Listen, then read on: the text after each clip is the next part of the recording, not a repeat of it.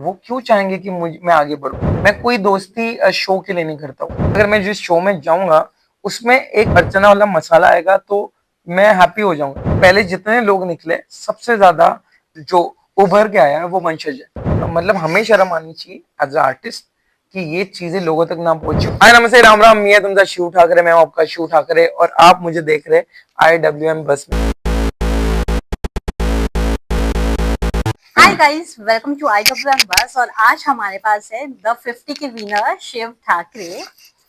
काफी खुशी हुई आपको विनर दिखते हुए। Thank you so much. हमेशा आपको सपोर्ट तो था, यस बट मुझे जब पता देखा कि हमारा सपोर्ट भी जीत गया है तो यस काफी खुशी हुई। Thank you so much. Thank Shiv, जब आपके पास ये ट्रॉफी आई कितना एक्साइटमेंट और बढ़ गया, बिकॉज जब आपको टिकट टू फिनाले प्रिंस ने दिया जी तो लोगों ने काफी अलग नजरिए से जी देखा और आपने उसको जब प्रूफ किया है तो एक लोगों पे तमाशा भी है। जी तो क्या कहना चाहेंगे? यार, मुझे लगता है कि बिल्कुल सही होता है जब भी कोई चीज होती है उस पर सवाल करना। बट आप हमेशा सबको जवाब वैसे नहीं दे सकते हो। आप कुछ चीजों के जवाब वैसे भी दे सकते हो।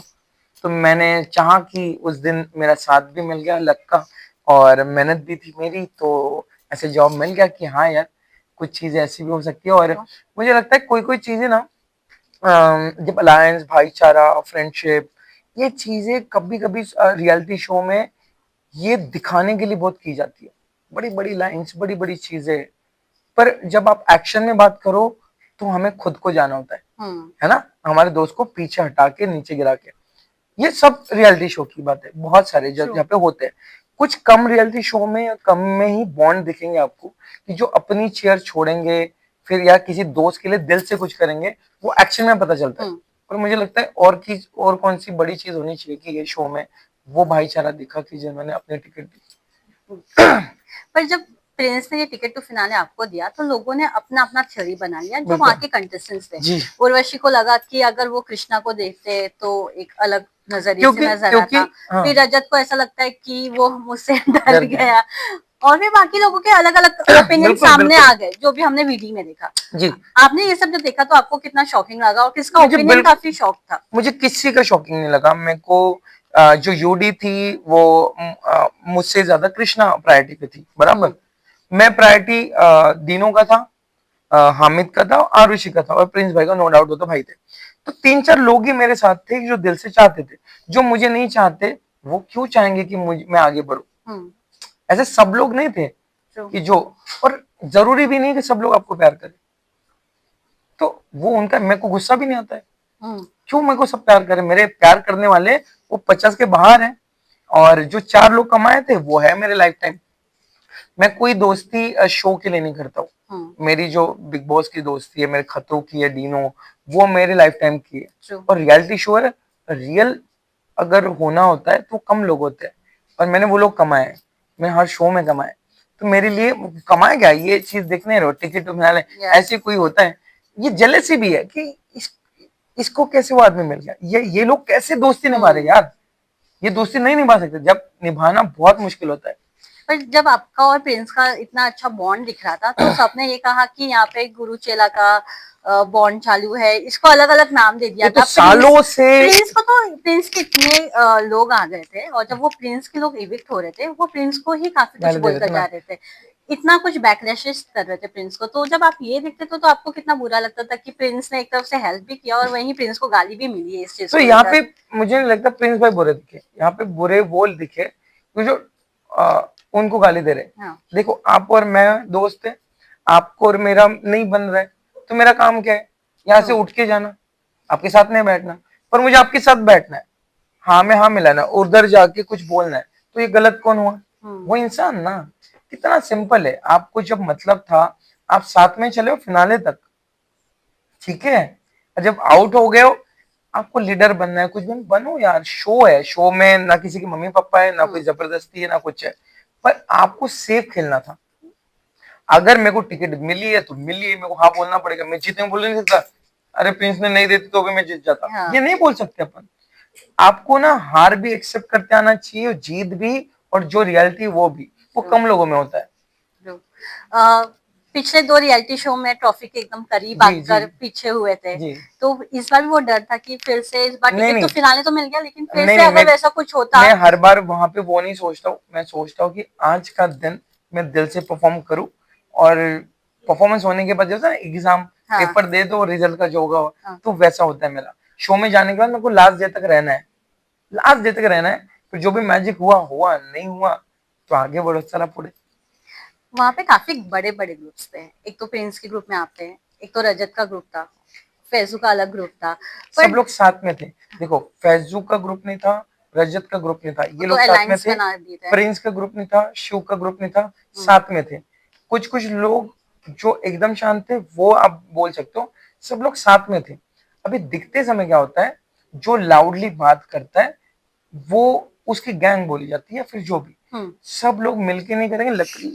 ये जो हाथ है ना, उंगलियां ऐसे होती है, तब जाके एक मुट्ठी बनती है, ट्रू। ऐसा मुट्ठी बनती है। तो वैसा है। तो सबने इफ अगर सब लोग अपना अपना ग्रुप बनाएंगे तो नुकसान होगा ना। पर ऐसा लग रहा था कि रजत और प्रिंस एक साथ है और उसके सामने प्रिंस का ग्रुप है, रजत और फैजू एक साथ है और प्रिंस उनके सामने खड़े हैं, तो वो एक ज्यादा हमें ऐसा लग रहा था कि सबसे ये जो तीनों का चालू है वो झगड़ा काफी बड़ा होगा, और वो होता ही गया डे बाय डे। रजत काफी इनसिक्योर भी कभी कभी हाँ हाँ। नजर आए, और रिसेंटली भी उन्होंने भी कन्फेस किया था वीडी में।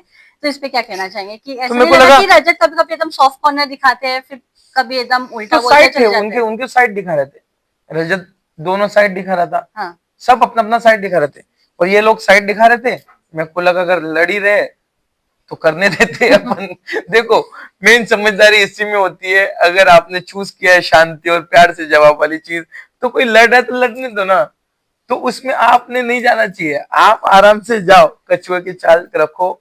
हमेशा बचपन से स्टोरी सुनी है मैंने, कोई लड़ रहा है तो उनका एक अपना अपना साइड था, और या उन दोनों को पता है कि रियलिटी कर चुके हैं लोग, रजत भाई भी, हम्म, प्रिंस भाई भी, फैजू भी। तो इनको पता होता है क्या देना है क्या बेचना है, ट्रू। तो ये बेच रहे थे। मैं एक और चीज आपसे जानना चाहूंगी, जब अरबाज और आपका फाइट हुआ जी था, निक्की पे काफी भड़ास निकला था जी आपका, तो जी। अब क्या कहना चाहेंगे? आई नो काफी न्यूट्रल हो चुका है, जो हो गया है। लेकिन उस समय क्या कितनी खुन्नस और बढ़ी थी। खुन्नस नहीं थी, मेरा ये था कि अभी हम बातें कर रहे हैं, आप कितने आराम से बात कर रहे हो, मैं आराम से कर रहा हूँ। या आप जोर से बोलोगे, मैं जोर से क्यों बात कर रहे हो या गाली, ये नेचुरल है ना। ऑफ तो कोर्स। वैसे ही हुआ था, कुछ गुस्सा नहीं था, कुछ नहीं था। जैसे ऐसे होता है ना कि आप जितने जाओगे मैं उतना जाऊंगा, और जैसे वो शांत हो गए, फिनाले में हम लोग बात किए, अभी सब नॉर्मल है। कोई मैटर नहीं किसी के साथ, नहीं कोई झगड़ा नहीं, कोई सोशल मीडिया पे क्लिप नहीं, ना जवाब ना सवाल, सगळं शांतीत करूया, ट्रॉफी आली है, काम करूया सोबत। आपस में सब हो गया सॉल्व। हो गया सब।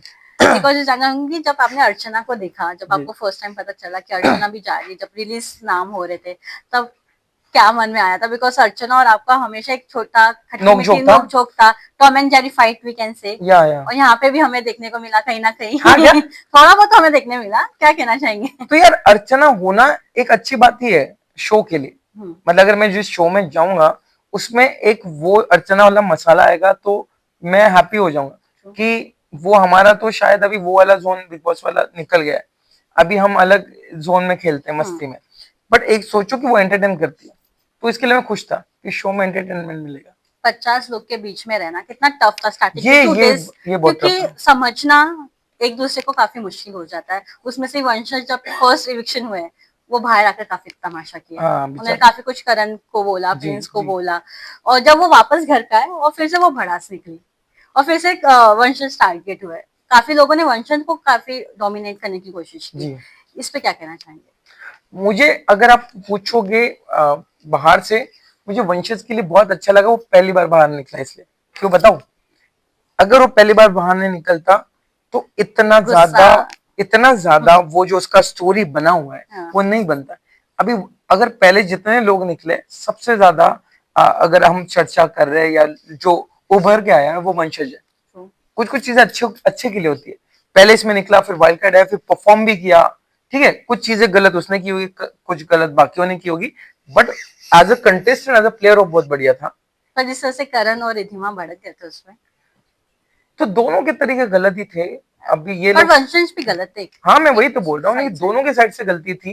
कौन ज्यादा कौन कम मैं इसमें नहीं घुसूंगा, बट इतना था कि ये लोग सीनियर है नो डाउट। हम्म, कुछ चीजें इनके साइड से भी गलत हुई थी, और भाई का ना, करण भाई का ना तरीका जो है ना, वो आप बैठोगे तो पता लगेगा वो इंसान दिल का इंसान है, वो इसके दिल में कुछ नहीं है। पर वो वंशज नहीं समझ पाया, वंशज ने कुछ चीजें बोली, तो दोनों के साइड से गलत सी में जाऊंगा ही नहीं, पर था कि दोनों का गुस्सा था और फिर तो मैं हुआ। एज अ प्लेयर वंशज बहुत उभर के आया, जो भी हुआ था वो उसके लिए अच्छा हुआ। शिव काफी कंटेस्टेंट एक्स कंटेस्टेंट जो निकले थे उनका भी ये मानना था कि वहां पे एक टीवी वर्सेस ओटीटी का ग्रुप बन गया था, जहां करण का भी एक क्लिप काफी वायरल हो रहा है, जहां करण कहते हैं कि जब से फेसबुक मार्केट में आया, इन्फ्लुएंसर्स मार्केट में आए, तो एक्टर्स के जो प्राइस अमाउंट है उन पे काफी अफेक्शंस हुए थे। ऐसे काफी सारी बातें हो रहे हैं, जहां एक्टर्स लोग ने टीवी वर्सेस ओटीटी का एक वहां पे इन्फ्लुएंसर्स का बात और जंग छेड़ दी थी। इस पे क्या कहना चाहेंगे? यार ये मिसअंडरस्टैंडिंग ये था। मिसअंडरस्टैंडिंग थी या नहीं थी मैं ये नहीं बोलूंगा। अगर मुझे इस टॉपिक के बारे में बोलूंगा तो मैं ये कहूंगा कि देखो, टीवी या फिर इन्फ्लुएंसर या क्रिएटर, ये कोई अलग अलग चीज नहीं है। ये सब लोग एंटरटेनिंग करते हैं, ठीक है, और कोई ऊंचा या बड़ा नहीं है, सब लोग सेम है। वो लोग भी बहुत मेहनत कर रहे हैं। आजकल बॉलीवुड के लोग पिक्चर जो रिलीज होती है प्रमोट करने इन्फ्लुएंसर के पास जाते हैं, तो वो लोग कुछ तो हो गए। तो मेरे को लगता है इसमें कोई मतभेद नहीं है, कोई छोटा कोई बड़ा नहीं है, सब सेम है। उन्होंने क्या कहा मुझे ये नहीं पता, मैं मेरा पॉइंट ऑफ व्यू दे रहा हूँ कि इन लोगों में, इसमें कोई छोटा बड़ा आर्टिस्ट नहीं है, सब सेम है, सब मेहनत करते हैं, एक टीवी के लिए करते हैं, एक सोशल मीडिया के लिए करते हैं। एक और चीज जानना चाहूंगी, कुछ कंटेस्टेंट्स ने ये कहा कि वहां पे जब झगड़े होते थे तो लोग भूल जाते थे कि सामने लड़की है लड़का है कौन है, और बहुत डिगोटेटरी मतलब कमेंट पास कर देते थे, काफी कुछ बोल दिया जाता हाँ था। ये तो था। तो इसमें मैं अब दोनों चीजें बताता हूँ। क्योंकि झगड़े में कोई ध्यान नहीं रखता था कि कैमरा भी चालू है 24/7, तो और इस काफी गंदी वाली लड़ाई होती थी, और स्पेशली गर्ल्स टू गर्ल्स।